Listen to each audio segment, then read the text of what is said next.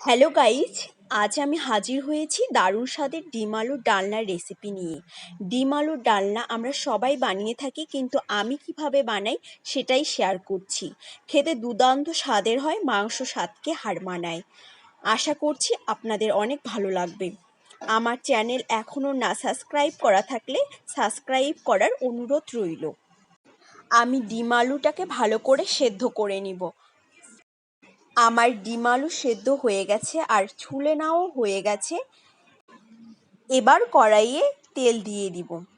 তো তেলটা গরম হওয়ার পর আমি এখানে দিয়ে দিচ্ছি 1 চামচ নুন আর 1 চামচ হলুদ গুঁড়ো। এবার কড়াইয়ে ডিমগুলো দিয়ে দিব। ডিমগুলোকে আমি লাল লাল করে ভেজে তুলে নিব। আমার ডিম লাল লাল করে ভাজা হয়ে গেছে। এরপর কড়াইয়ে আমি আলু দিয়ে দিব।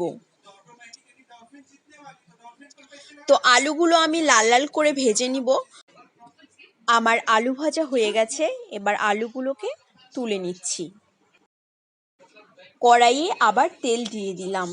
তেলটা গরম হওয়ার পর আমি ফোড়নের জন্য দিয়ে দিচ্ছি গোটা গরম মশলা আর 2টো শুকনো লঙ্কা। ফোড়ন থেকে মিষ্টি গন্ধ বেরোলে আমি পেঁয়াজ কোচানো দিয়ে দিব।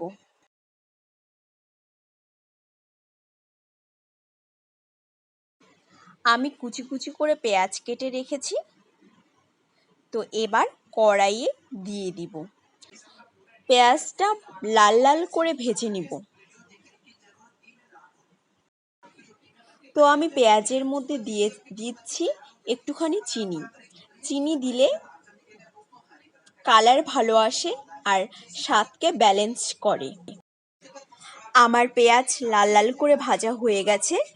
এবার আমি অ্যাড করছি আদা রসুনের পেস্ট।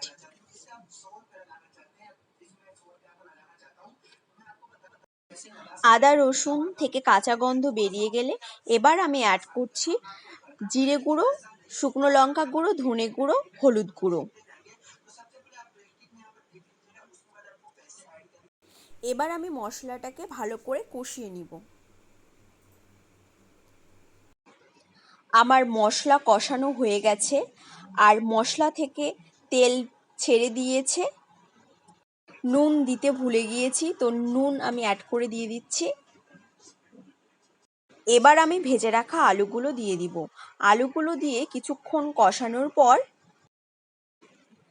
ঝোলের জন্য জল দিয়ে দিব।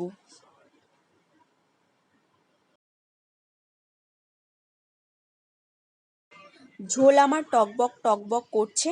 এবার আমি ডিমগুলো দিয়ে দিব। ডিমগুলো দিয়ে আর কিছুক্ষণ ফুটিয়ে নিব।